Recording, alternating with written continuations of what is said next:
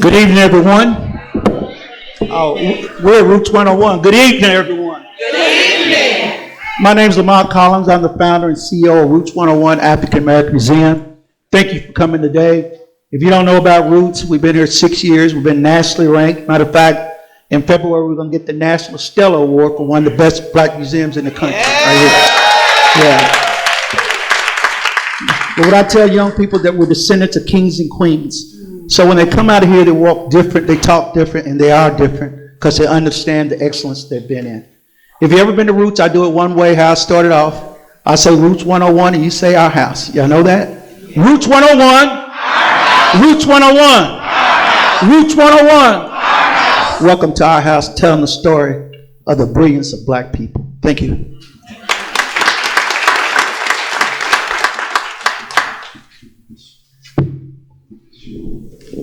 Thank you so much, Mr. Lamont. I'm thrilled that we are here in Roots 101. Thank you to Mr. Lamont and his team for their stellar partnership in this program.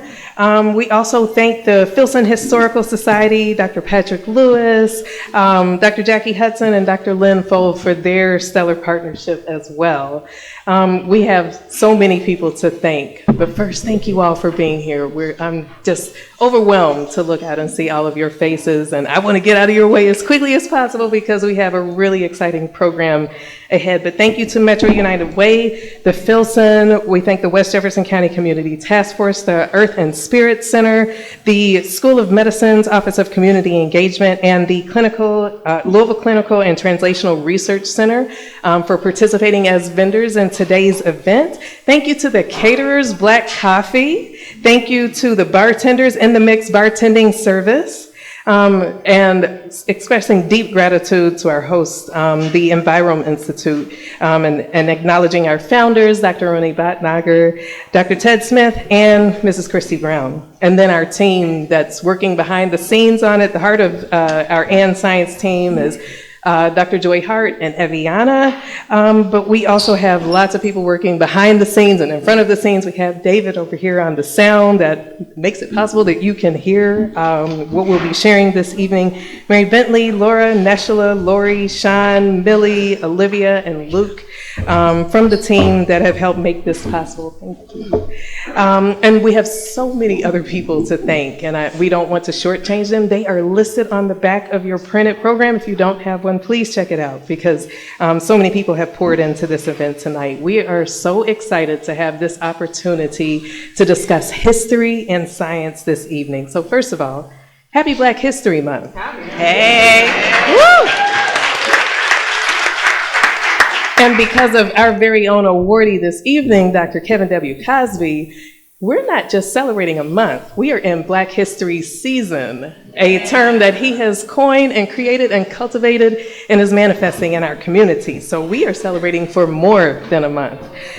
We have an amazing panel that's going to explore the history of environmental exposures in health, including the history of environmental justice here in Louisville, Kentucky. This is of deep relevance because the environmental justice movement is birthed out of the civil rights movement.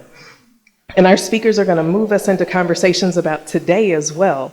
And today we're in a time of devaluation of environment, and in some cases, erasure of history. So we're going to explore all of that this evening. We have an amazing panel of artists and medical archivists and researchers and authors, experts on policy and data that are going to grapple with the historic environmental inequities that we are facing today.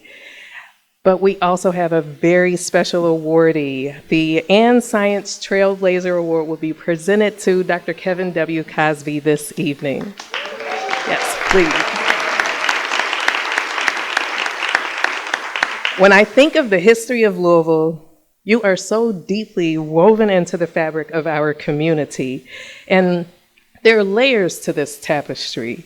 On the surface, what we see is someone who has been the senior pastor of the largest African-American Baptist church in this African-American church in the state, St. Stephen Baptist Church, for 46 years. Absolutely. And what we see on the surface is someone who has been a college president of our nation's 107th HBCU, Simmons College of Kentucky, for 21 years. But it's also what's happened during these years. He transformed a church and the way churches church, not just here, but across our nation. He didn't even accept a salary at Simmons to ensure the success of this school that was on the brink of closure before he came to this school, rescued this school, and brought it up to the prominence that it is today, on the verge of becoming a university. Countless thousands of people have received a college education under his leadership, and even more have found deeper faith and transformed their faith under his guidance. But if you dig even deeper than that level, you'll find Dr. Kevin W. Cosby's heart for people and for improving community. If he sees a need, he doesn't just call it out. He builds systems to address it. He looks for where there is need and builds systems to address that. This is Blazing Trails, and he's been a true trailblazer, pioneering and creating pathways for others to follow. But even beyond his work life, if we dig even deeper, what you find are strong family connections. Husband to Dr. Barnetta Cosby, the father of Dr. Christine Cosby Gaither, and Kevin Christopher Cosby, and grandfather as well. We thank his family for sharing this trailblazer with us. So as we begin to celebrate our awardee, we welcome all of you to use the Menti platform to send congratulatory greetings for him. That information is here on the screen. You're welcome to scan this barcode, and we'll show what is received from you in this conversation. So please join in this celebration. In the meantime, I am happy to transition to Dr. Patrick Lewis of the Filson Historical Society for special presentations.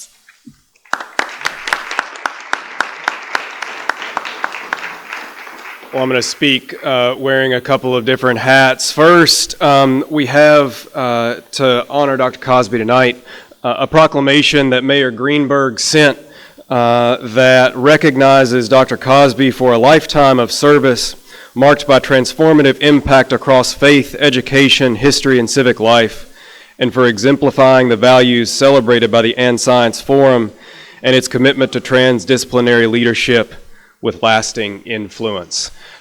So on behalf of the city,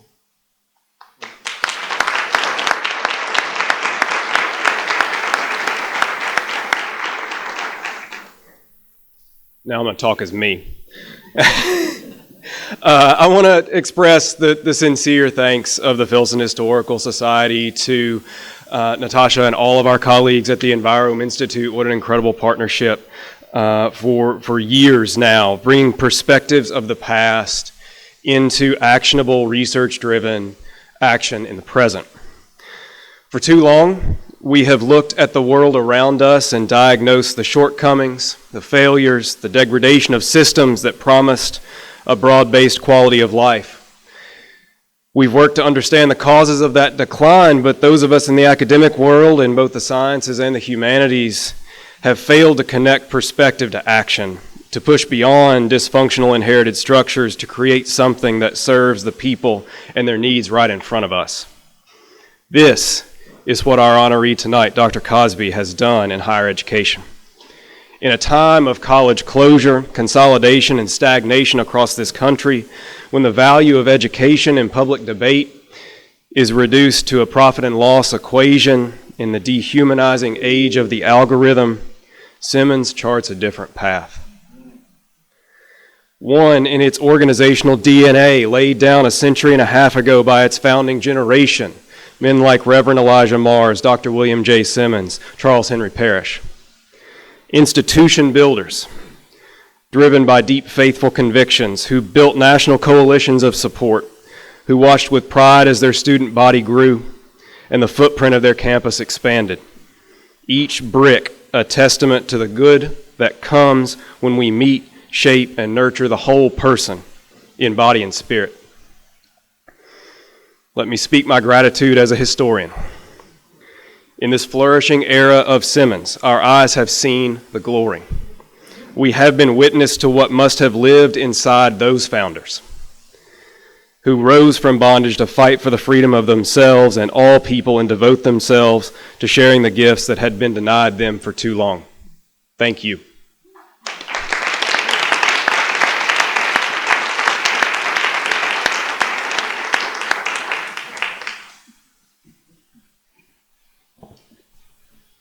Good evening, folks. My name is Ricky Jones, Professor of Pan-African Studies at the University of Louisville. This is a proclamation from my friend and brother Morgan McGarvey, and I'm not going to read it. I got 2 minutes, so I'm going to talk about this. Look, it has never really been popular to talk about, work for, or love black people in this country. Even though folks sometimes pretend that they respect that love, they usually do not, in times like this, prove to us once again how they really feel. Right now, it's even harder to talk about, work for, and love black people, and Kevin Cosby has never, ever wavered. I'll take you back in history a little bit. People don't know that black people have always been serious about education. Always. We cared more about education than we cared about budgets. As our brother Patrick just said, we care more about education than we do some monetary equation that these greedy people who run universities today are wedded to. So going back to the 1830s, black people established educational institutions. Way back deep in the heart of slavery. And after the Civil War, the Freedmen's Bureau came to some of those schools and said, look, let us give you some funding to help you along and send you some teachers to help you in your endeavors. And those founders of those black schools said to those dear white folk, thank you, but no thank you. If you want to give us a little bit of money to help us, cool, because you owe that to us anyway. But keep your teachers. We'll do it on our own.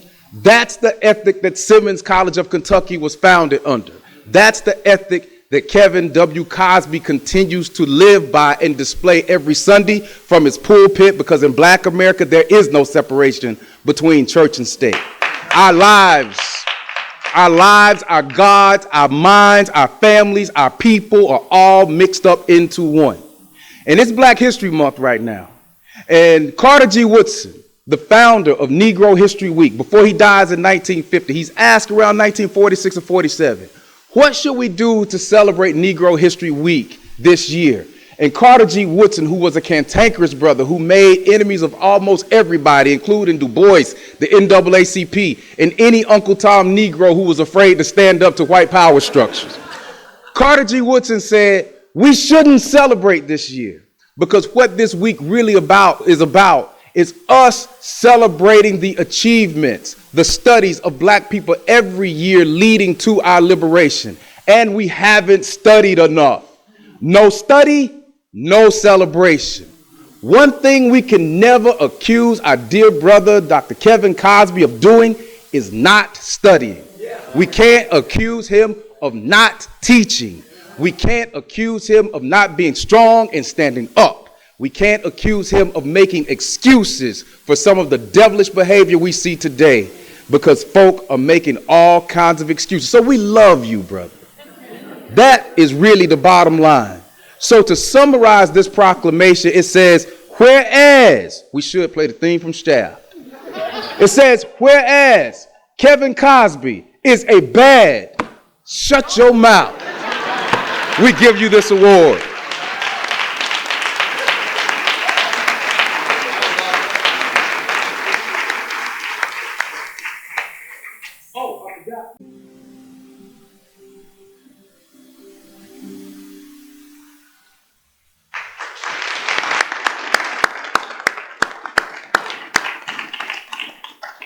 So good evening, everyone.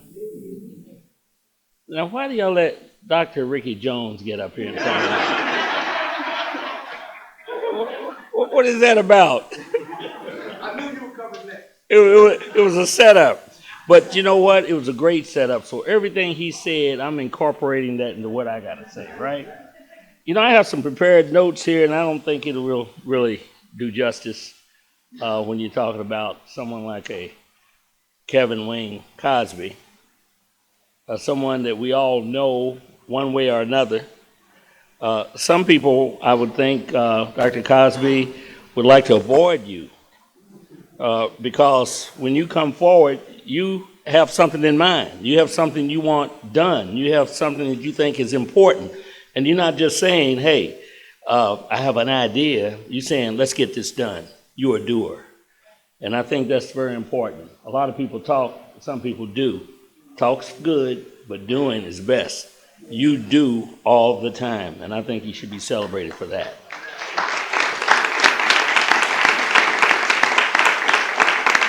The second thing is he's a visionary. You know, you can't really use that term loosely or lightly. I guess everyone has visions. But this man consistently works on those visions. He sees things we don't see. And we might say, what in the heck is he doing? What is he talking about? Where is he coming from?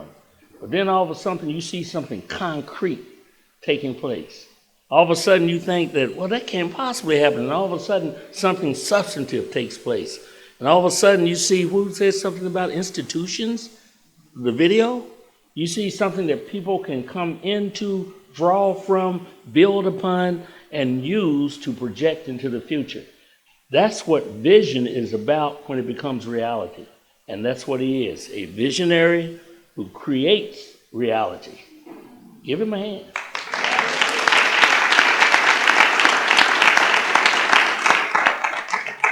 But the thing I like most of all about Dr. Cosby is he's got a strong backbone. I haven't seen him back down from nothing. Even when I get in his face, he won't back down. I have to think twice when I do that. But one thing that happens when we get together, I learn something each and every time. I bet you do too. And I think that's telling in of itself. Because when you engage in meaningful work, when you're executing upon a vision, when you're creating reality, you're learning as you go. And when you share it, and he's constantly sharing it, I guarantee you, he's constantly sharing, then you grow too. You become part of that, being part of that activity. So I don't want to take any more time other than to say this. We are really lucky. We are lucky to have Dr. Kevin Wayne Cosby in our community. We're lucky to have him as a friend. We're lucky to have him as intentional as a human being can be in the work that he does, the creations that he creates. We're lucky. So I want to say to you, Dr. Cosby, and to everyone listening, thank you. Thank you for that. You do not only deserve to be acknowledged for the work that you do. You know what else you need? You need everybody to get behind you and do those things to make it happen. We all must be doers. Now, officially, I came here to bring greetings, and of course, they gave me little things to say. I'll mess that up. But the reality is, we did prepare a certificate. I'm going to do like Dr. Jones. I'm not going to read this. You're going to get one after the other, and all of them are good. It's good. We like to say that these words will be on the books of the Commonwealth and spread across those books forever and a day, and they will be. But the fact of the matter is, your work, your legacy is being realized now, and that is a gift to us all. God bless you. I'm going to present this to you, but I want to thank you, and I want to encourage everyone to relish in the work and the product and the things that are to come. God bless you.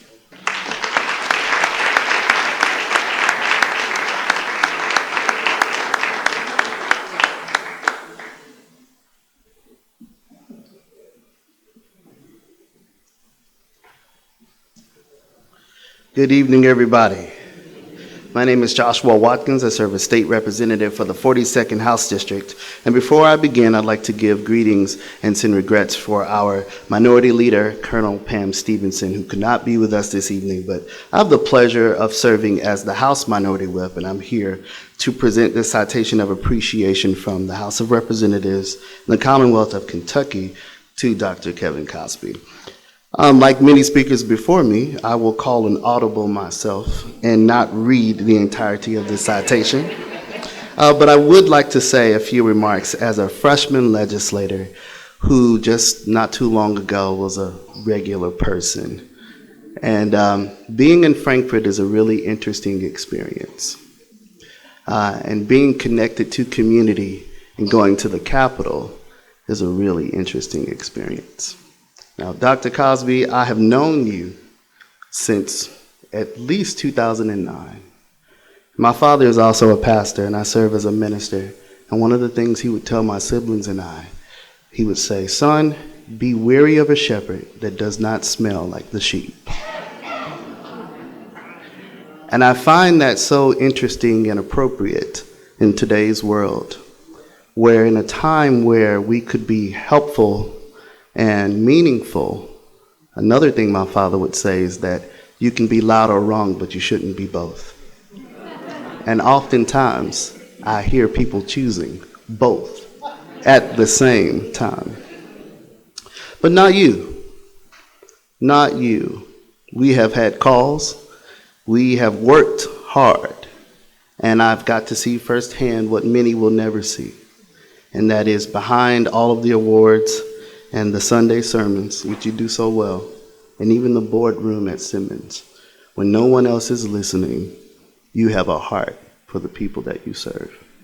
And that I do know, and I hope this citation echoes as well, inasmuch as the members of this distinguished body, and I'm not reading the whole thing, are deeply honored to join me in offering you sincere commendation and gratitude for your immeasurable contribution to this community, the state and the nation, and extend you best wishes for the utmost future success and good fortune, and as you continue to labor diligently in the interest of the common good. And I'll leave you all with one last thing.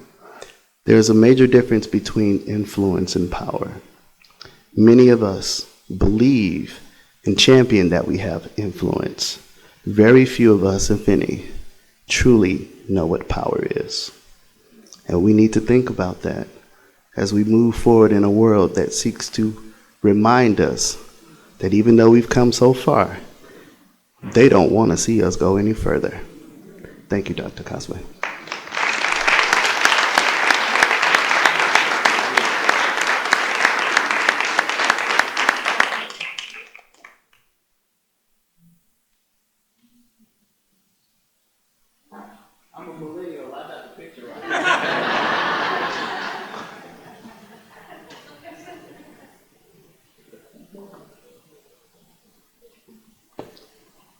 Good afternoon. Y'all want me to come behind all that? I don't think so. I really don't speak from, first I want to say I am so honored today to be able to present this proclamation to Dr. Kevin Cosby. I don't take that lightly. I also want to just share a short story about the relationship that Dr. Cosby and I have begun to have. Anybody that have gotten to know me know that I say what I got on my heart. I'm very passionate about people, but more than anything, I say the stuff that most people are scared to say. I've learned that Dr. Cosby also is one of those people that just says the stuff that people are just scared to say.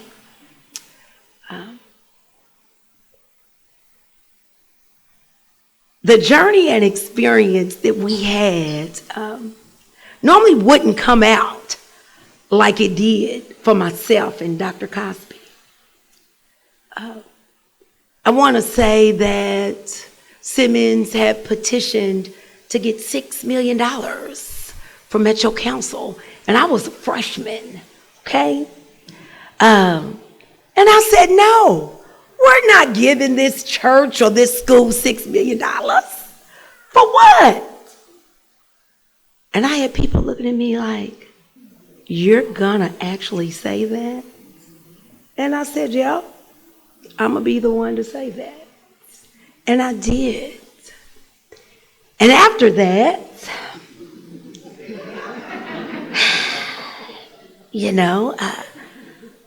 Dr. Kevin Cosby said, I need to get this girl's attention so she can realize what she just did. Right? I'm not bald. I don't have a stern wheel in my back. I literally just came in as a freshman, not a politician. I just came in fighting for the people. But I'm going to tell you about experiences. How experiences gives you the tools and it gives you the knowledge that you need to know to make great decisions. And for people not to hold that against you. And how sometimes people will look at you as an enemy, but your enemy one day can be your footstool. Okay? So, Dr. Cosby invited me to the Simmons opening of their dorm. I said, oh, what is this?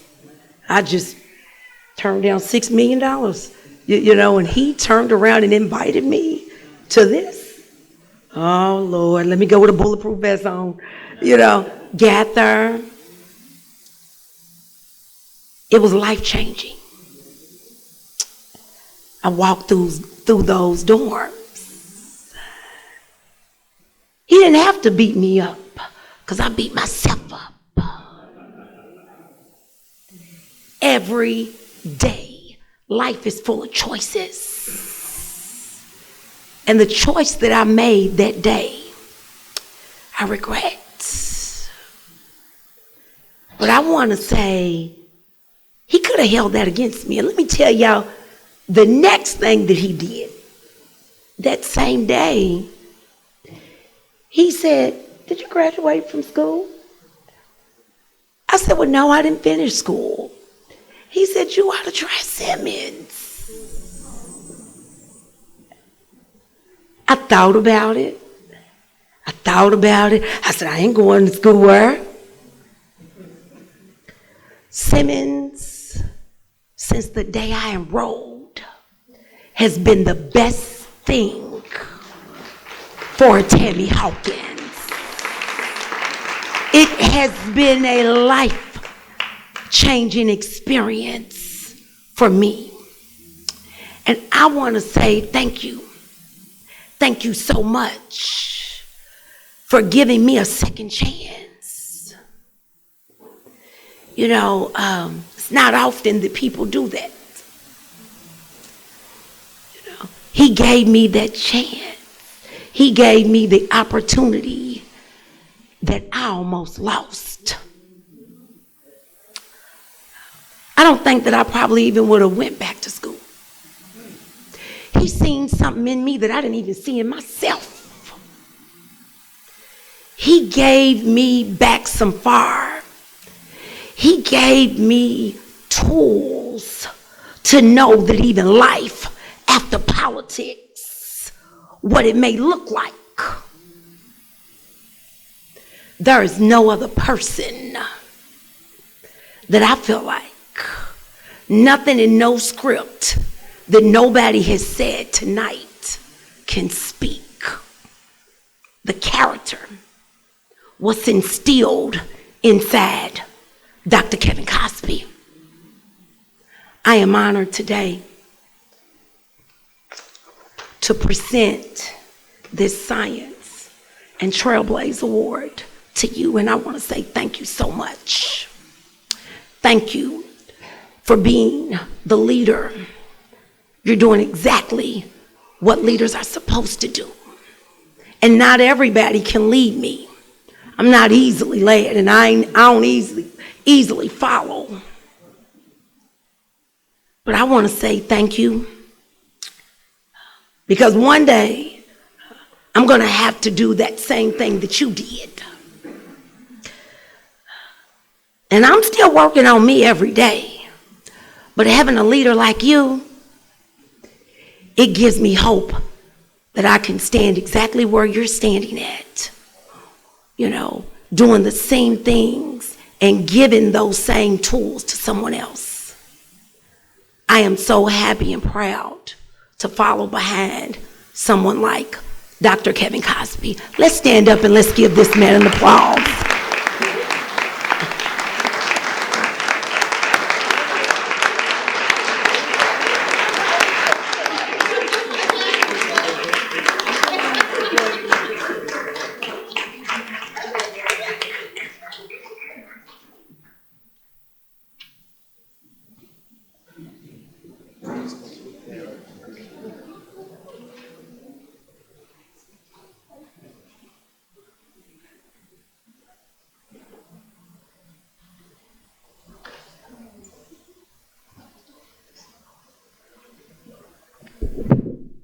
Well, good evening. I am Arani Bhatnagar. I'm the director of the Christina Lee Brown Environment Institute at the University of Louisville, and it's my distinct pleasure and honor to welcome you all here this evening.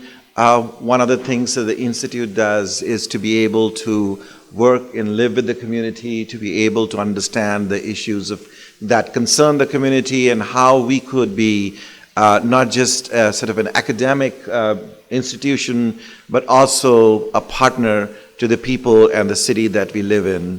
And so we're trying to develop and discover a new way of doing science, a new way of learning things in which we could have things that we can do in the real world. So we've been faulted as a community and academics of being too much in the ivory tower, but we are making a deliberate attempt to be in the world with everybody else. And so in that sense, I think that this is one of the series of programs that we have been developing to be able to at least develop a dialogue and to know and to understand what a community is. And I'm really grateful to Natasha for doing this series of and science programs, which started last year, and we have done 3 or 4 of these. But today is extra special. I think what we are here today, and we heard from everybody else about Dr. Cosby, and there is nothing I can say that would actually add to that.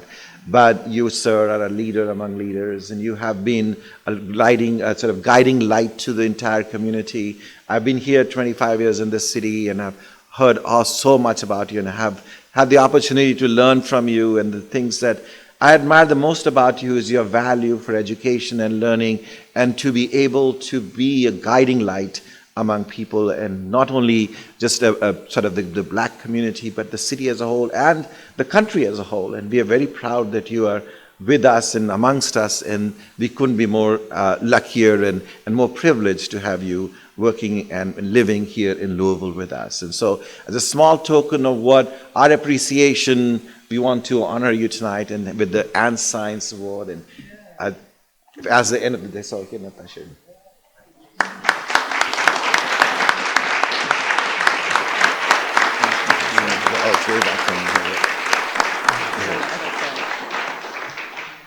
Congratulations.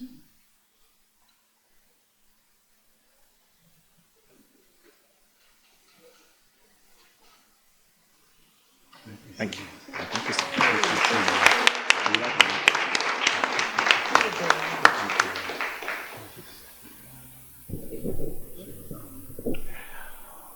I am speechless. I'm just speechless. I've been thinking a lot about my father.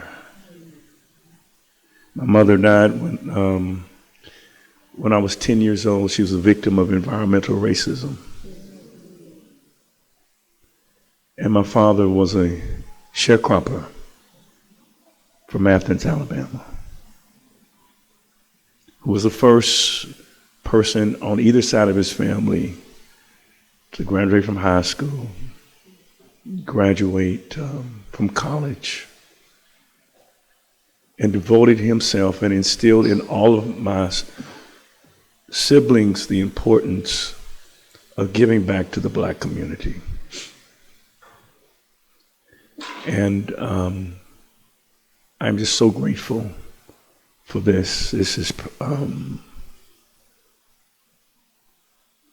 means the world to me. I'm a West Louisville kid, and I live in West Louisville on the last house on Broadway, which means you can't get any further west than where I live.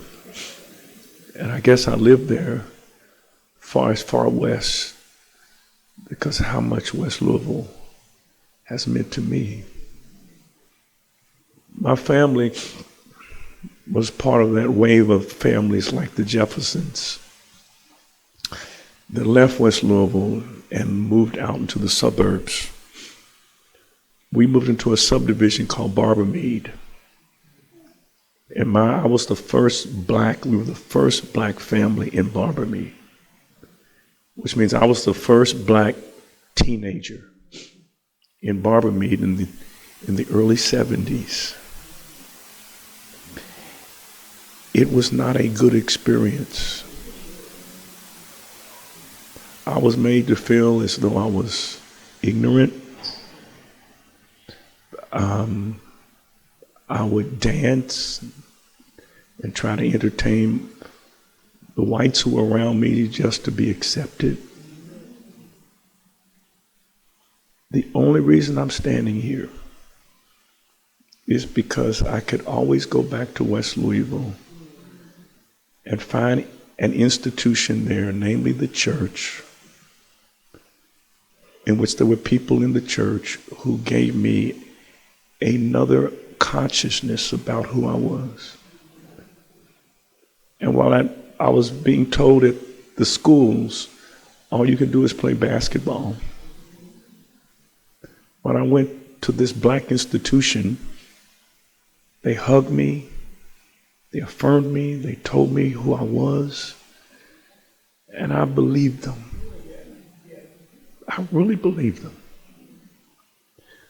So when I felt my call, I said my call is to try to give to kids what I received: a black institution, a school, strong churches, where they could come and somebody could celebrate them. West Louisville has often been a place to leave. And the reason why it's a place to leave is because it has never been a place to love. I believe with all of my heart, and I dedicate my life to making West Louisville a place to love.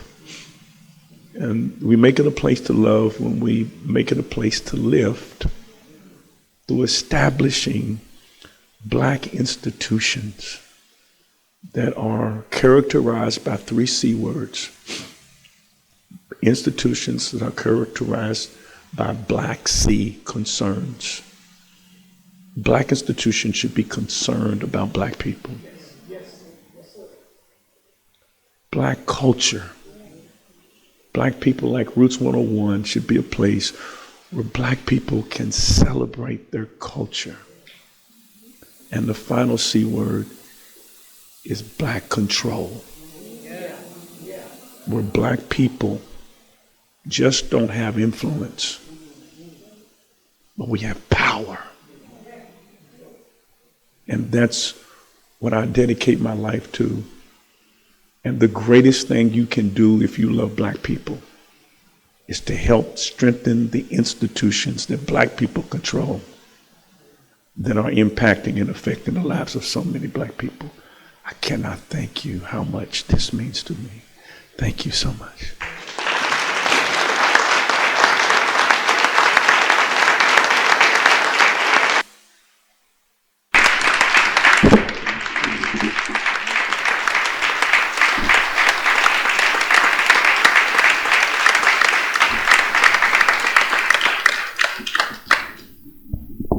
Good evening. So I don't know how we're supposed to follow that, and we got 15 minutes left to talk about some very critical topics that's happening around the world. Doc, you got to put on another program because these powerful people up on stage, we need to have our voices heard. We have been drowned out tonight by excellence and greatness, right? So I'm going to start by giving you a brief bio. Each of the panelists have about 90 seconds to give their bio. I should say each, but I should just say 90 period. But I'm going to cut some slack after where we at in the program. So anyway, I'm Dr. Smarty J. I'm the CEO of Park Duval Community Health Centers. I have a local TV show called CEO Live Talks with Dr. Jet. Please tune in, Wave 3. Saturdays at noon, I'm going to make sure I put all of these on there too, and Dr. Cosby on there, Dr. Jones on there, for you. Anyway, start with him. My name is it song? No. You can stand up and use mine. Oh. We'll waste no time. Thank you. Hey, everyone. My name is Hannah Drake. Hi, y'all. I'm a poet, an author. I'm the co-founder of the Unknown Project that finds the names and tells the stories of enslaved Black people. You can.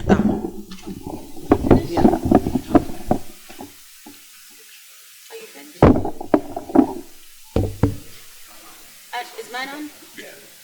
All right. Hi, I'm Dr. Monica Unseld. I am a biologist by training, but I have a degree in a master's in public health as well. I've worked in the environmental justice movement for 17 years with communities locally, nationally, and internationally. I have started my nonprofit is called Until Justice Data Partners in response to the Breonna Taylor murder and people asking for data and research. And if you need someone to fault the academy, I'm right here. I would happily do that. Thank you. My name is John Chenault, and I'm an associate professor at the University of Louisville Medical School. I have a bio that we don't have enough time to discuss because I also am a writer, musician, composer, librettist, playwright. I'll say this, though. I was born in Jim Crow, experienced the civil rights movement, Black Power movement, Black arts movement, came of age in the new Jim Crow, and I'm still here.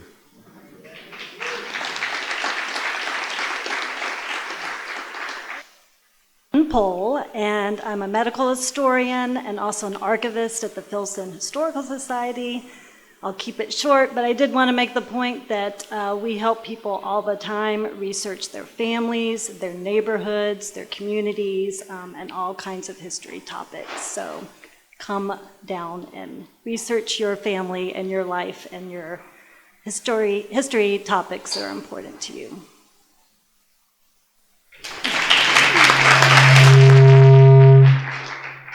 I'm former State Representative Attica Scott, and I love to get on the nerves of politicians. And I want to acknowledge that Councilwoman Shamika Parrish Wright is here.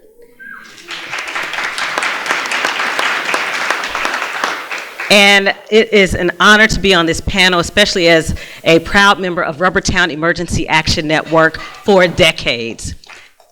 Yes. And we'll have a chance to talk some more about the work that REACT does. Yes. So, mic go on? Lord have mercy. You know I can stand up and do this. So, here's the thing. I'm going to ask everybody one question, and here's the premise. So, first of all, I want to talk about, look at Roots 101 and the historical context. And I read a lot. Unfortunately, I have 5 degrees. That's how much I read. But one of the things, history has been stolen over time, right? And right now, history and science, they should be intersecting, but they're being wiped out the books. Almost like Alexander the Great rose up again and just went to Africa, right? And voices are being silenced. And one of the things I grew up in the south side of Chicago was, hey, my voice is being silenced. Especially when I came in the South. Then I heard this young lady, and her quote was, when excellence walks into the room, mediocrity gets scared. Talk to me about that, Hannah. Where did you come up with that? Because you have a voice. Oh, you didn't know I was talking about you, huh? I did. I know you know that quote. No, that's the truth. When excellence steps into the room, mediocrity gets paranoid, right?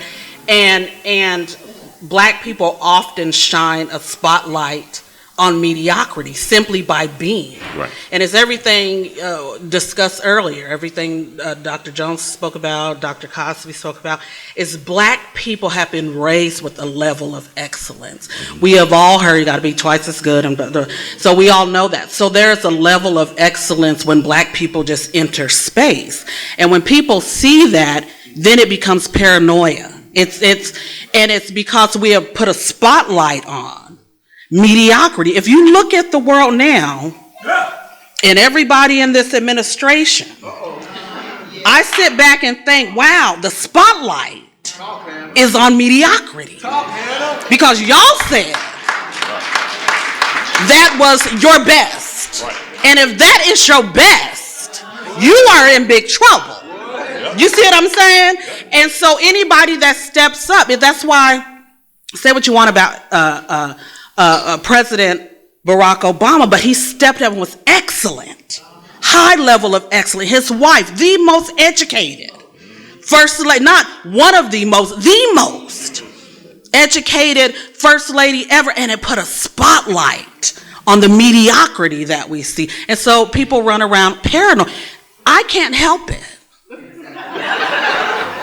If I walked into a room with a Dr. Cosby and Dr. Jones and Attica Scott, and I get your paranoia.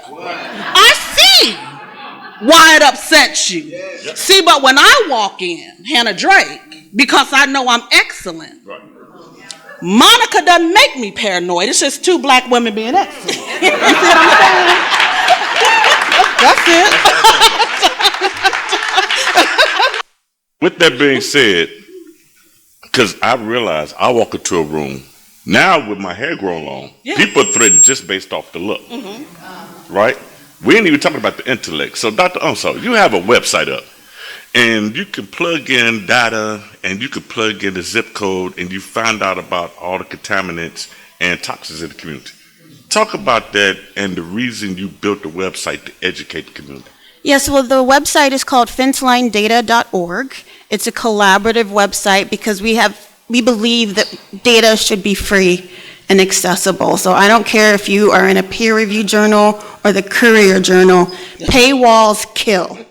You should not be locking up potentially life-saving information behind a paywall. So what we did is we went and got data from other places, and we're working to conserve those federal websites that went down, and we're putting them all in one place. And soon we're going to have a community co-developer program, because they're going to tell us what needs to happen next. Because what we need to know is that those federal websites are going down for two reasons. One, they don't want us to know what they're doing. Two, because black and brown and indigenous people are disproportionately impacted by environmental racism and climate change. So when we make progress in those areas, we disproportionately benefit black, brown, and indigenous people, and they don't want that.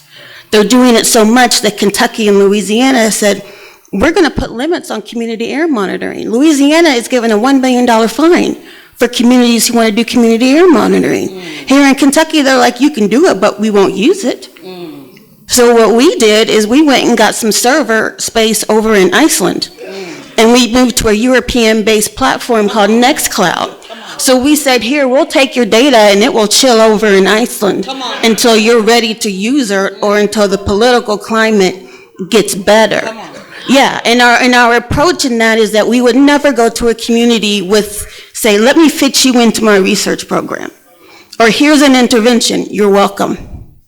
We say, let's get to know you, let's go for coffee, let me hear about your grandpa, right? And then we say, what do you need? And that's how we got Fenceline. And that's how we do all of our work, because people know what they need. They know they're being poisoned. They know everything. But we said, well, you want this? We'll go get the data sets and put it in one website for you. That's what we do. So my environmental engineering background has allowed me to work with West Louisville Air Toxic Study and West Jefferson County Task Force. And we did receive some money from EPA to do air monitoring, and it got pulled. So my background is epidemiology, and I really study the root cause of disease in the community. But Dr. John Chenoweth over there, this man has a medical background. Chenoweth, yeah, I pronounced it wrong. Has a French cell. French, yeah, but yeah, very common. But you have talked about most of your career about the health disparities and how it impacts communities, which goes back to the environment of being able to lock in by zip code, which I like the aspect of census tract. So talk about the intersect between medicine and science and the impact on the body. Okay, let me read from my prepared script because I come to do business, all right? And the question I was asked, medicine has experienced transformative advancements over the course of history: vaccines, antibiotics, anesthesia, public health advancements to sanitation, water and air quality, drastically improved quality of life.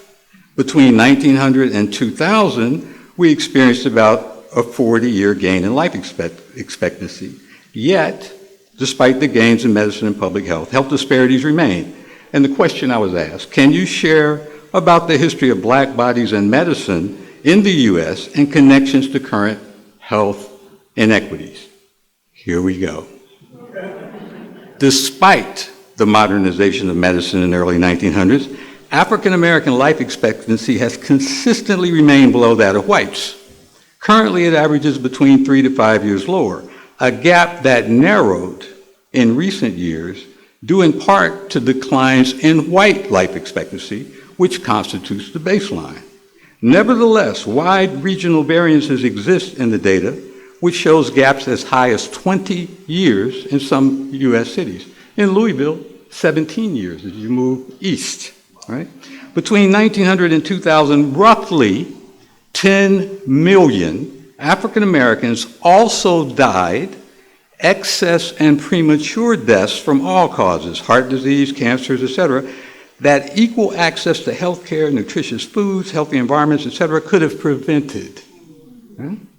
Currently, these deaths number over 200 a day, roughly 76,000 a year.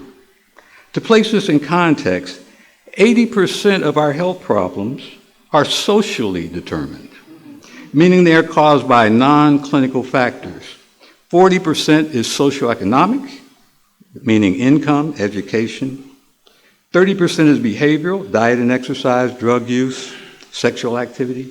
10% is environmental, air and water quality, housing, transportation. That number should be increased. The racism that structures and permeates U.S. society drives African American health disparities, as is evidenced by the history of medical education and infant and maternal health care. Dr. Ricky Jones, between 1868 and the early 1900s, African Americans established 19 medical schools to train black physicians who were mainly excluded from white institutions. In 1895, out of a population of 7.5 million African Americans, there were only 385 black doctors. Only 7% of those graduated from white medical schools. All right? By 1905, a decade later, there were 1,465 African American doctors. Only 15% of those graduated from white schools. In 1910, however, the AMA commissioned a study of the nation's medical schools by a Louisvillian named Abraham Flexner. That report mandated the closure of all but 2 African American schools, Howard and Meharry. Only 4 exist today: Howard, Meharry, Morehouse, and Charles R. Drew. The closure of historically black medical schools resulted in an estimated loss of 25,000 to 30,000 physicians. Do you hear me? Yeah. Okay. Black physicians today number 84,000. They comprise only 5% of the physician workforce, even though African Americans comprise 14% of the population. Now, I'm going to try to wrap this up very quickly. Women and children's health are key barometers of a society's health and wellness. Demographers estimate that in the slavery era, black and white infants died at similar rates. Healthcare was poor across the board, right?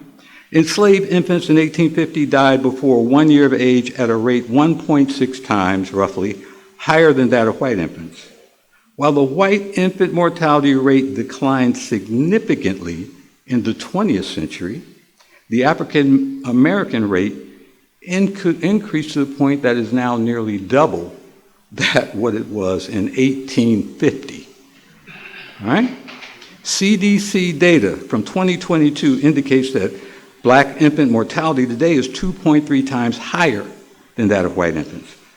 Moreover, and this is the catch, and I presented this data 35 years ago before the National Conference of Social Workers. Income and education do not mitigate socioeconomic status, meaning, do not mitigate the effects of systemic racism. Let me repeat that so you understand what I'm saying here. Income and education do not mitigate the effects of systemic racism, right? African American women with the highest socioeconomic status, meaning graduate level educations, high incomes, and access to health insurance and health care, have higher infant mortality rates than white women at the lowest socioeconomic level in this country. That's white women who live below the poverty line, lack a high school diploma, and have no access to health care. Ask Serena Williams about what a millionaire's health care is like if you're an African-American woman, right? Finally, this is not a statistical anomaly. Epigenetics also may explain how this trauma can be transferred intergenerationally from mother to newborns. That may be a factor, but obstetrical care, or the lack thereof, is also implicated. Research shows, and this is a study that was done, I believe, in 2022. Research shows Black newborns are more likely to survive childbirth when cared for by Black doctors. Black doctors, but 3 times more likely to die when the doctor is white. The newborn death rate shrunk by between 39 and 58% when Black doctors took charge of the birth. This is based on the study of 2 million births. By contrast, the mortality rate for white babies was unaffected by the doctor's race. Black doctors don't maltreat anybody, patient, adult, or child. What this shows, and this is my final sentence here, this research illustrates how systemic racism in healthcare impacts the first minutes of a person's life, the first seconds of a person's life.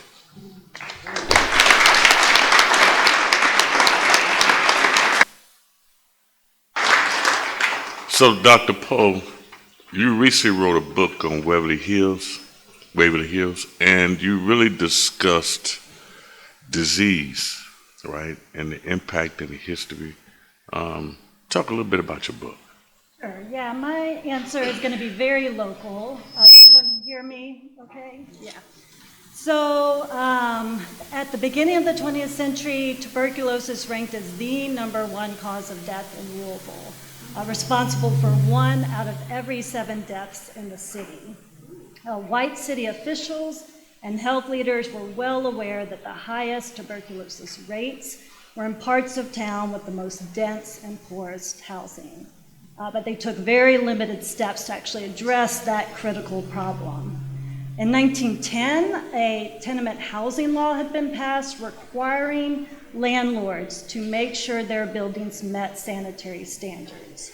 However, years later, a 1924 health survey showed that tenement buildings had little ventilation, no indoor plumbing, no source of clean water.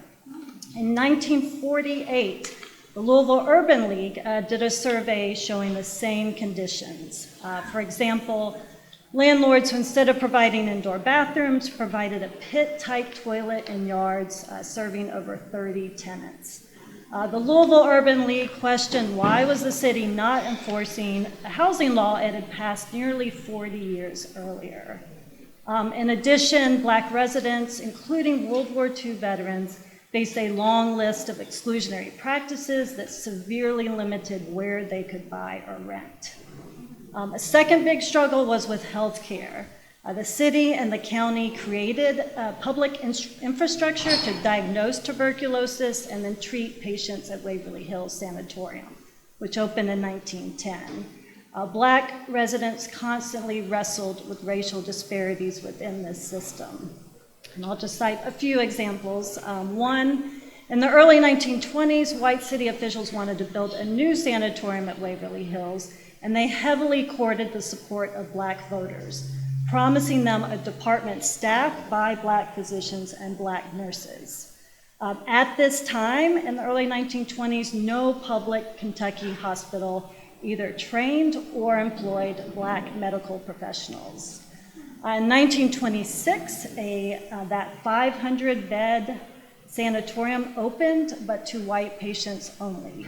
And Black patients were relegated to an older wooden 2-story hospital building. Waverly Hills hired 1 Black physician, Dr. Orville Ballard, and 1 Black graduate nurse, Esther Behrens.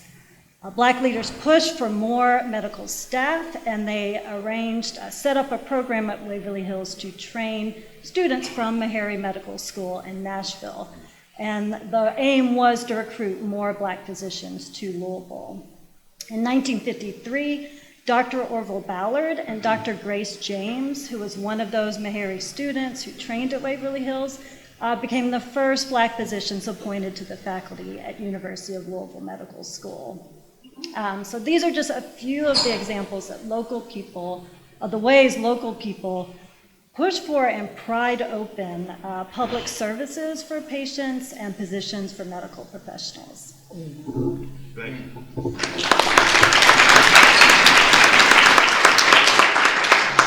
So I'm going to ask one more question, and then I'm going to open it up for Q&A.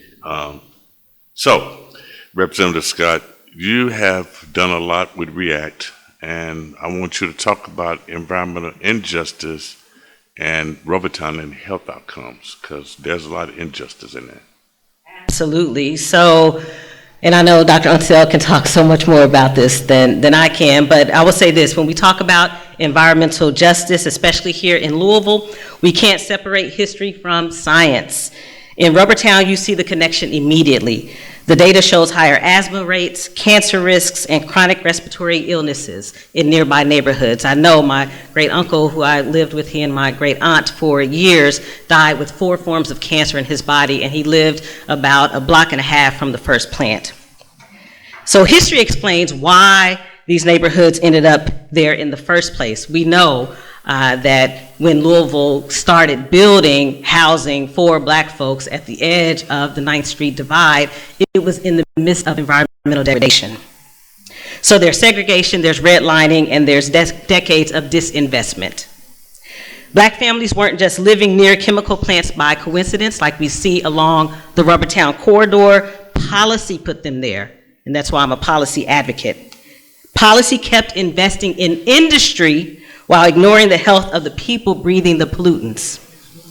And my work has always been about connecting those dots. In the legislature, I pushed for better notification when there's a chemical release, more community access to environmental data, requiring decision makers to consider cumulative impacts, not just one facility at a time, and expanding renewable energy and energy efficiency programs so low-income families aren't left behind in the climate crisis. So none of it was easy, and of course not all of it happened, but it was important to push for it and to not leave my community behind. So community members have demanded clean air and clean water all across Kentucky, and including right here in Louisville and in Rubbertown. And so one of the goals that I hope comes out of tonight's conversation is encouraging your participation, whether it's to become an active member of REACT or, of course, support Dr. Unseld and the work that she's doing with data curation, collection, and accessibility. Environmental justice has always been led by those of us who were most impacted, because we know that we can pay attention to our bodies and know when something's wrong, that we care about our children's health, and we care about our neighborhoods.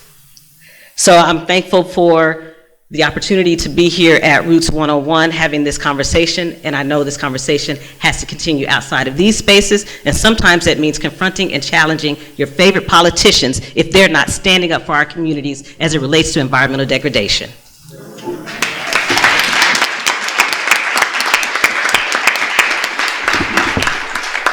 Absolutely amazing. What a brilliant panel.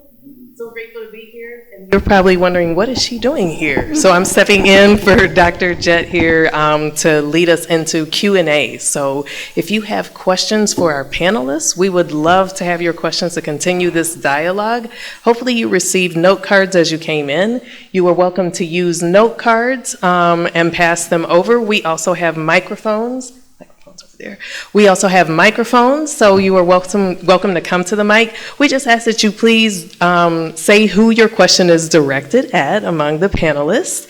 And we also have, we may have a virtual way for you to send questions. Yes, we'll have a virtual way for you to send questions as well through the Menti tool. If you already logged into Menti to deliver greetings for Dr. Cosby, same link, and you'll be able to enter question and answer there. I already see that there's already one. Thank you. So, are there questions in the audience? Eviana will bring the mic to you, or if you have note cards, you're welcome to wave a note card to get our attention. I'll go ahead with the question that we have here in the chat. So, what adverse health condition is most significant for our community in Louisville, and what's the path to mitigate it?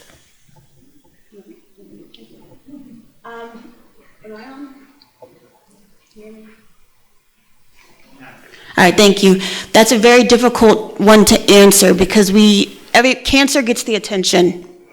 What doesn't get the attention is diabetes, behavioral issues. Now, before I say behavioral issues, some people will say like, oh, it's black little boys are energetic. But for black culture, they're absolutely fine. If you take a little black boy and stick it in a white classroom and tell him to sit still for 8 hours, then maybe that's a problem. But maybe that's the problem and not him being black. But we do see like learning differences, asthma. So we have to be careful of saying what's the biggest one. And also, this city likes to act like air pollution only impacts your lungs. It negatively impacts every single organ in your body. So when you go to your doctor, you should be checking on that as well. So it's difficult to say what it is. I know we have some chemicals coming out of Rubbertown that are changing children's brain as they developed, which is one of the reasons I don't like when JCPS says the data shows black kids aren't learning. Well, you should be screaming about that facility in Rubbertown that is changing their brains.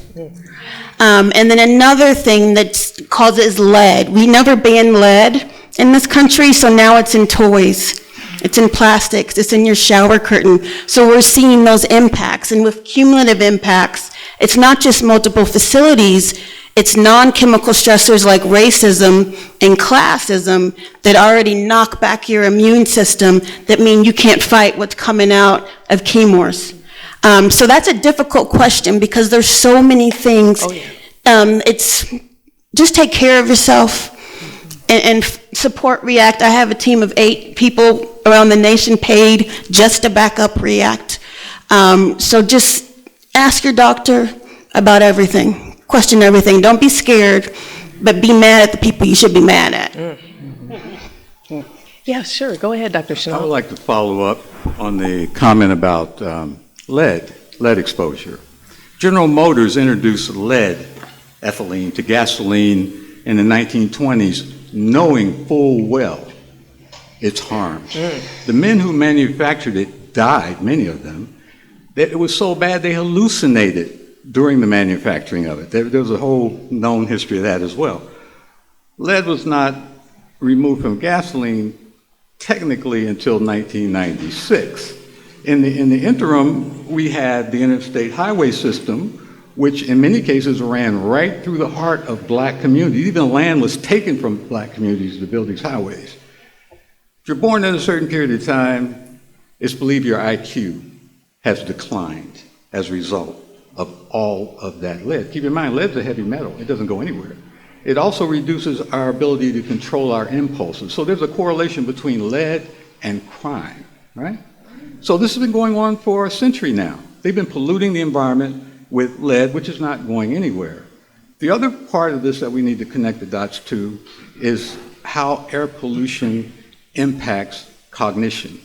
We're now getting research studies that show a correlation between air pollution and the onset of dementias of various kinds. We're already in a cycle where dementia is going to be an epidemic in this country by 2060. And that is deadly for the African American community because we're being driven into that situation, not just by air pollution and pesticides and all these other things that are polluting our environment, but the stresses of racism.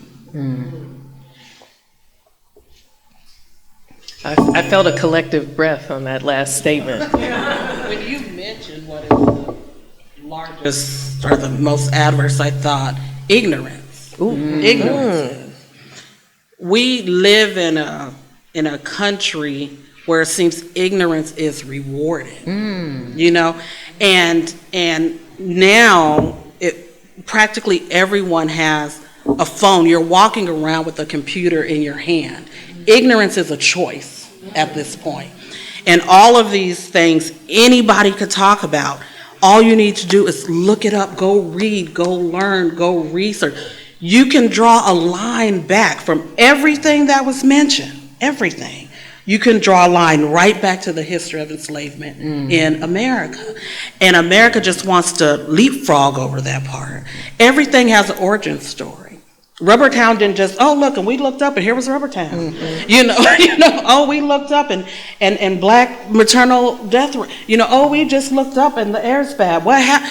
It has an origin story. And most of it is rooted in injustice. So if you scratch any policy, anything that's wrong, you're going to find injustice. And oftentimes you're going to find injustice against black people first. And then it's everybody else. Yeah. I will add in just that the scientific community and the academy, I have an ongoing war with the academy. I was a black woman in the academy and I left. Is because we talk in a complicated way. Yeah. I can decode the back of a lotion bottle and say that's a petroleum product, that's a carcinogen. Most people can't. Most people don't know that the term fragrance means there's hundreds or thousands of chemicals that they don't have to disclose. You know, perfume, fragrance, all of these things. There's all of these marketing tricks to not have to tell. You know, I have to tell people that baby oil, that's scraped from the sides of the barrels of petroleum that they dig out. Yeah. But I'm going to say daddy. I heard that. I heard that. Well, he's going to get sick. Don't worry. But we, you know, the academy and people in power, we intentionally make it difficult for people to understand what's happening to them, and that's our fault.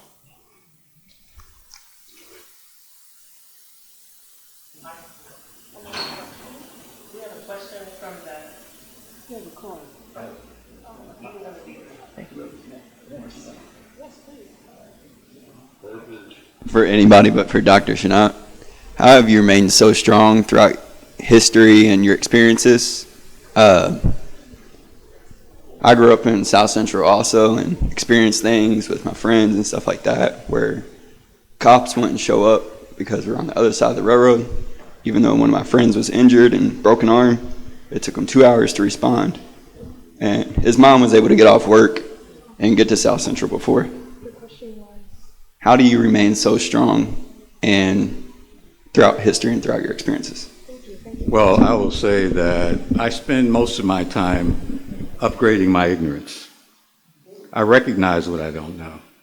And I recognize I'll never know everything. But I'm spending my time upgrading my ignorance. And it's worked for me.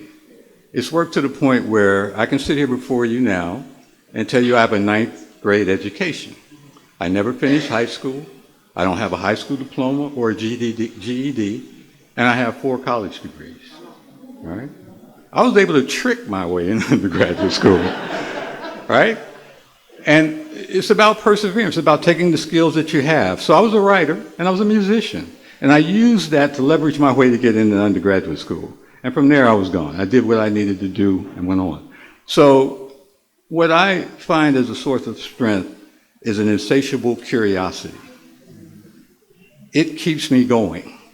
It tells me that there's still things to be discovered, that I can still find ways to solve problems that seem insurmountable, that there's an endless reservoir that we just simply have to tap into.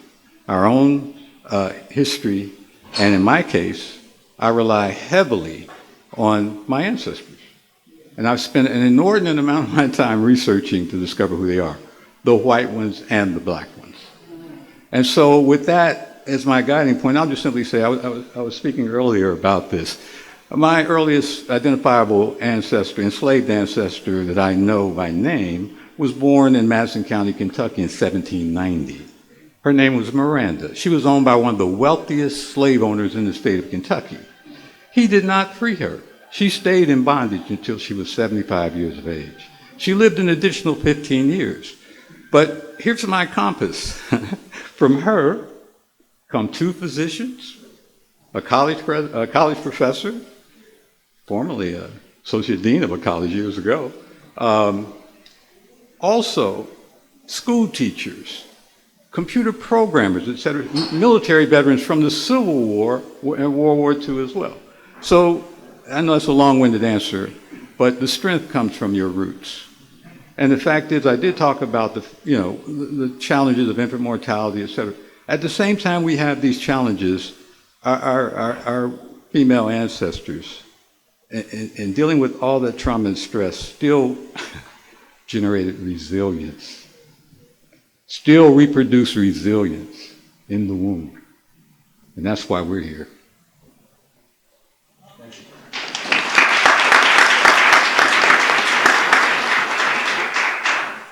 I didn't hear much. In fact, I heard nothing after you said you didn't have a high school diploma, Chenault. The man has degrees from my department, so I'm wondering how to... Two degrees from my department. We got to revisit that. But quickly, question for any of you, and maybe you can help me with where my mind is at, and I'll talk to you about this, Kevin. Talk to you too, Hannah, as I kind of devolve into nihilism about racial stratification and our interaction with white Americans. Do you think there is a future for us? And I feel that we are running out of time as things get worse. And you brought up the idea of ignorance. I used to think that racism among white people was about ignorance, that they did not know. And it seems to me now, as I get a little bit older, angrier, and hopeless, that it's not that they do not know. Outside of a few exceptions, it seems that they do not care. So do we have a future in continuing to try to teach them and negotiate with them when they show us at every turn that they do not care? Or do we need to redirect our energies inward and organize, strategize, and try to move forward from that perspective? I don't have the patience for it. I'm trying to keep people alive. So when you're ready to join me, you'll be welcome. Just get in the back and listen, follow orders. But that's not my ministry. I don't have the patience or the tact for that anymore. I'll simply say what Martin Luther King told Harry Belafonte in confidence.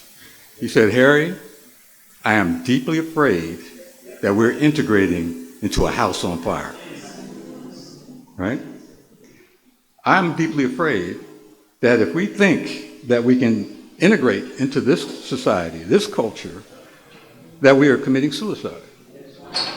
We're completing a mental suicide as well.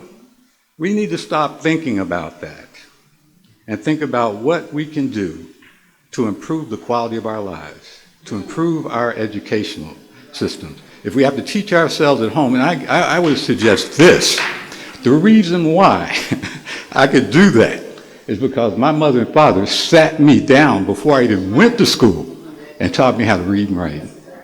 We have to reinstill that educational attitude, philosophy, agenda in our household, and we have to reinstill eldership. I am so sick of looking at our elder men in particular who are immature, who dress immaturely, who behave immaturely. We need to restore eldership. In African cultures, there are age sets. We used to have teenagers and children and adults. We don't have that anymore. We need to restore that. We need to have children respect their elders, but elders need to be respectful. And that's missing to a great extent in our culture. We also need to be very, very clear about how our music and culture has been cannibalized, even by our own folk, and distorted and made into a consumer commodity that sells degradation every single day. I'm a drummer. Our rhythms are magic, but we have turned them into evil. The beats that you hear come from thousands of years ago in some cases, hundreds of years ago. And now we put these nasty lyrics with them and all this nonsense with them. Even twerking has a meaning in Africa far different than what's going on here. It's a fertility ritual dance, right? But we turned it into a strip club kind of performance, as we've turned much of our music into just street garbage. So we need to reclaim our cultural institutions, and we need to reclaim our standards of beauty. You can't be beautiful imitating somebody else.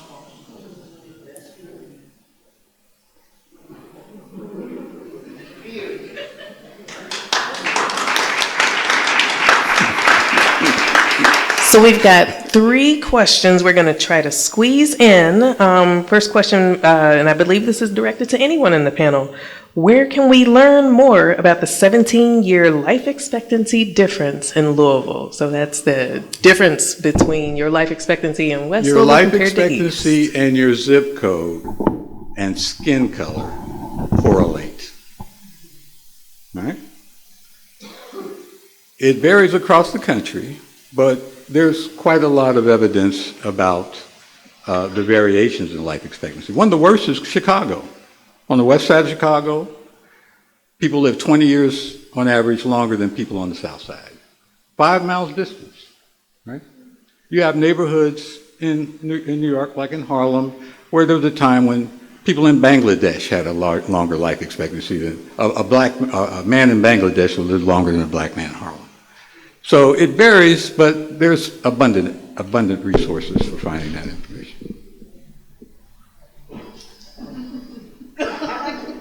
I was going to say the Louisville Public Health Department has the Endo report where they were one of the first in the nation to actually talk about race and the health disparities between East and West. So if you go to their website, you can see the reports. Oh, fencelinedata.org. We have another question from the audience. So this question is for anyone on the panel. I was kind of wondering how the body of pseudoscience that started during slavery, continued, I think, to the early 1900s, how that plays into the discrimination we see in medical practices and even into environmental injustice, like the body of pseudoscience that white people use to justify that we were inferior beings. It didn't stop in the 20th century. I can find research today that's still that. It's the assumption that being black is something to be fixed. You know, being black is a difference. It's not a deficit. We've got a lot of medical research out there that's wrong, not only with race, but with sex and gender. They're wondering why things are different in women. It was like, oh, well, you forgot. Women have more estrogen. Maybe that's why we see a difference. So it's never fully ended. The problem is we have thousands and thousands and thousands of bodies of research that are wrong, but they're still being used for interventions and policies. So they never stop saying that being black is something to be fixed. I've heard people say last year, you know, the air was polluted, but the number one factor was them being black. And I was like, whoa, no. There's nothing wrong with being black. The problem, it's not race, it's racism. Yeah. Right? So there's nothing wrong with my skin color, it's how they react to it. So it never ended, unfortunately. So are you going into the academy? I graduated a couple years ago. Congratulations. But not in medical sciences or anything. That's okay. Yeah, I don't recognize you. Let me say, he's better educated than I am. Let me say this very clearly so you understand. Doctors invented race and scientific racism. Yeah. Doctors invented race and scientific racism. The first medical school that was established in this country at the University of Pennsylvania taught race-based medicine. It is still taught in the medical schools today. It is medical malpractice. Whether you're practicing on a white person, a brown person, a green person, if you practice medicine based on race, which was debunked by scholars and scientists 80 years ago after World War II, then you are practicing medical malpractice, and that is what is going on every day, and that's why we have the health disparities we have and the death rate we have in our community. And if you want to know about the details of this Saturday, here's my commercial, this Saturday at 2 p.m., I will be at the Kentucky Center for African American Heritage presenting a lecture titled Medicine and the black body. Not only do I give you the history of medical racism and how that was invented by doctors, I even give you the history of where the whole idea of human blackness comes from. All right. And just President Biden tried to bring back race-based medicine within the federal government, and I'm sure Trump is having a good time with it right now. And I would love, if you would, Dr. Drake, okay? If you would, can you talk about how that looks today? Because you've been a long-time advocate around natural hair, and you've also been talking the past few years about the connection to history, science, and chemicals in our hair. Can you talk some about that? Yeah, once again, I can say it's all connected. All of it is connected. Even when you think about black maternal health and you think about the father of gynecology, and nobody talks about the mothers of gynecologies and these three women that were utilized and operated on. And the thing about it is, that I learned is people say, oh, they were operated on, and they were also the nurses. They had to take care of each other. They were also the doctor. They had to take care of each other after they were operated on in public. But even when you think about our hair and the chemicals put in our hair and us trying to have the Crown Act hair and say it is okay to wear your natural hair, and that couldn't pass in Kentucky. That is a problem, just to have your natural hair, where black women can say, I do not want to put chemicals in my hair, and I do want to remain healthy, right? And that's wrong. But it was all like marketed towards black women. And I fell victim to this too, not just mothers, black women, but our daughters. And then, oh, it was just for me, and we're going to put this in our daughter's hair, right? And then, as it always happens, 10, 20, 30 years later, you see a commercial. Did you use fill in the blank? If you may get compensation, right? It's always something like that. It's like we deal with stuff, and this is, I thought Monica would talk about this, Dr. Ansel, the data centers. We enjoy things now and never think about, we're going to have to pay for this later. You know, the bill always comes due. Even when you think about racism and America and this connection, because we are inescapably intertwined. If it has not reached white people yet, just keep right on living.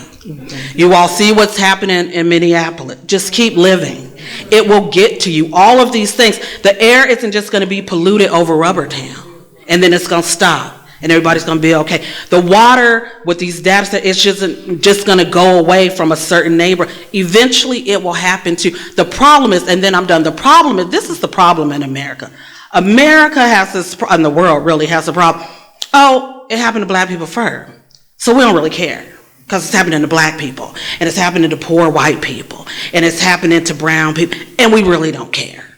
You know, and then you see, wait a minute, oh, they meant me too. Yeah, we did. You know, like, welcome to the revolution. You know?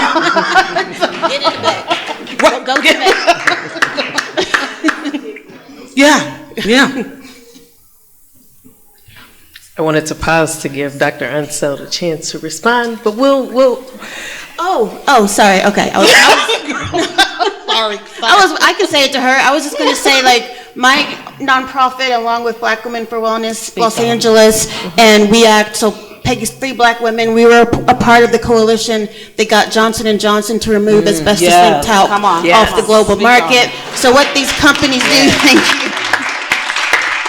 What the companies do, and this is what Johnson & Johnson did, they've known for 50 years that it causes cancer. As soon as they found out that it caused cancer, they made the intentional decision to market it to black women.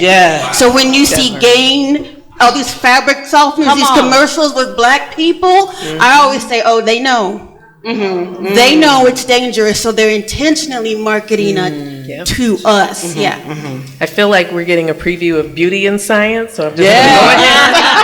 Put this plug in. I want to offer a resource on this. I very recently read, and it's not a new book, but it's called No More Tears. And if you see the book, it looks like a it looks like baby oil or baby powder, and it's about Johnson & Johnson and their history, and it talks about this specific lawsuit. So thank you and congratulations. Good job. I've got one more question. I am so glad that our virtual way of receiving questions is working, so thank you all for sharing questions via note cards, via the microphones. I've got one question here, and if you all will humor me, a big picture question to close out our amazing panel. This question, I hope, is something where you can offer a resource. How often and when were the last air pollution measurements done in West Louisville? They should be happening every day. We know that they don't check after 5 p.m. and on weekends and on holidays, because on Christmas Day they ramp up that pollution and it smells even worse. So, and the problem is they're monitoring it, and if we have the Smell My City app, if you submit a smell through the Smell My City app, say at 6 p.m. at night, they're not going to send somebody out until like 9 or 10 the next morning, and it's already over. So we need more staffing at the Air Pollution Control District, but they should be doing it every day. The problem is, before Trump stopped it, all of the emissions data was self-reported by the company. So I found somebody who used to be an engineer inside the company, and she told me all the ways that they cheat and lie about how they self-report their emissions. So it should be every day. It's whether or not they're doing it, whether they're going to do anything with it. So. Thank you very much. So I have a big picture question for the group to close things out. And the question is essentially, how can we meet this moment in a time where we feel attacks on science, attacks on environmental justice, missing and lacking history and that historical information? How can we meet this moment? Read a book. Mm. Read a book, go to a talk, come to things like this. Come to things like this. Look at things on your phone, not just, I'm a chat GPT, like really research, research. Read, Dr. Jones always has articles out. Read and learn, like it's darn near free, so just read a book. And then if you get stuck, read it again. I would say keep asking questions. Just keep asking. Don't shut up. I don't care what they say. Keep asking questions. That's all right. All right. I agree with reading being fundamental. I think it's the most powerful thing you can do as a person to arm and equip yourself with knowledge. And if you know your history, there's nothing anybody can say to take you off your path in life. There's nothing anybody can do to deter you or to convince you somehow that you are less than, right? Reading is key to that. And we're losing that skill set because of too many screens, phones, televisions, and computers. If you have children or grandchildren, those screens for very, very young children are impacting the development of their brains in a negative way. I see it at the college level with students whose attention span lasts all of 2 or 3 seconds because they've been programmed into clicking, and instant gratification. I heard a teacher the other day say she's so concerned about her students being addicted to these screens because they're getting dopamine. Their brains are excited about it, so they don't pay attention in class. They pick up the phones and they start scrolling. So reading. My parents sat me down before I went to school, read to me until I learned how to read for myself. And as I said, I got into Dr. Jones's department without a high school diploma or a GED.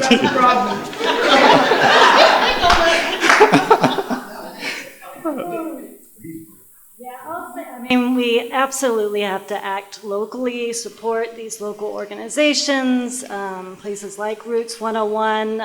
My current source of light right now is Philadelphia, which has just had the panels about those enslaved by George Washington removed from the center of the historic city, and Philadelphia fought back. Within a few hours, the city filed a lawsuit. Like 53 organizations have rallied to make sure that history is still being told. Random volunteers are going up there and putting poster board on top of those ripped off panels telling the stories of these people, and it's just something that keeps me going and waking up right now and trying to face this world we're in. You show up to Metro Council meetings. Make sure you contact the mayor and your Metro Council member. If you don't know who your Metro Council member is, bookmark LouisvilleKY.gov, put your address in the search bar and find out who that person is. You should not be okay with this city trying to turn Louisville into a data center haven. That is not okay.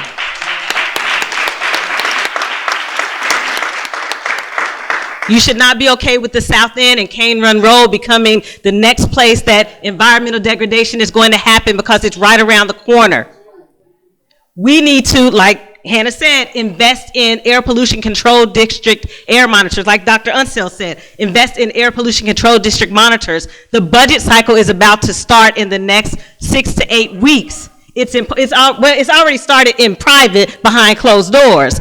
But for the public, it's going to start in about 6 to 8 weeks. So make sure that you say to the mayor and to your Metro Council member that instead of putting $6 million into Cop City, put that money into air pollution control monitors.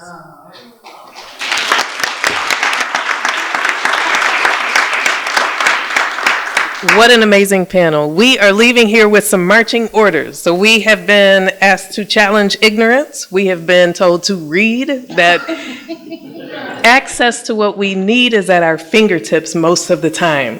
And so to not take that for granted, to ask questions when we need to ask questions, and to show up, to be civically active. These are our responsibilities. So I hope that we are all leaving here better than when we came in and knowing what our responsibilities are. Please, one more round of applause for our amazing panel.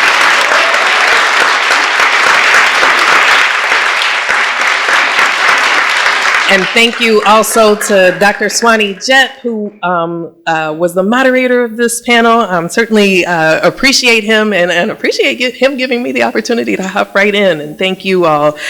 Congratulations to Dr. Kevin Cosby. There's one more acknowledgement for you. I'm not reading the whole acknowledgement, everyone. Please don't panic, and I thank you all for giving us just a little extra time. But we have a letter here from the governor, and I'll provide this to you so you have his whole letter. But what he says is, I join your many friends and family, community leaders, and colleagues in celebrating your achievement. Your work throughout Louisville and the Commonwealth continues to uplift many lives through your worship, education, and empowerment. You are truly a leader among leaders, and your dedication and determination is a source of strength for all of us. Know that your tireless efforts are making a lasting difference. So one more time for Dr. Kevin W. Cosby, 2026 and Science Trailblazer. Thank you so much to Kevin Christopher Cosby for an amazing video tribute that he directed and provided. Dr. Ricky L. Jones for participating in the video. Reverend Dr. F. Bruce Williams as well. To our tablers. Thank you to Roots 101. What an amazing venue for this conversation. Thank you to the Filson Historical Society for incredible partnership. Thank you to the Christina Lee Brown Environment Institute for hosting this. We welcome you to stay engaged, so feel free to take a picture of the screen. Dr. Chenault talked about he will be speaking on medicine and the Black body on Saturday at 2 p.m. at the Kentucky Center for African American Heritage. Also, please join us for our Green Heart Community Conversation featuring Dr. Roni Bhatnagar at 6 p.m. on February 10th. That will be taking place virtually. And stay tuned for our next And Science event. We can't wait to share with you about it. Please have safe travels home. Hopefully our panel may be able to answer some of your questions one-on-one. Thank you all for being here tonight.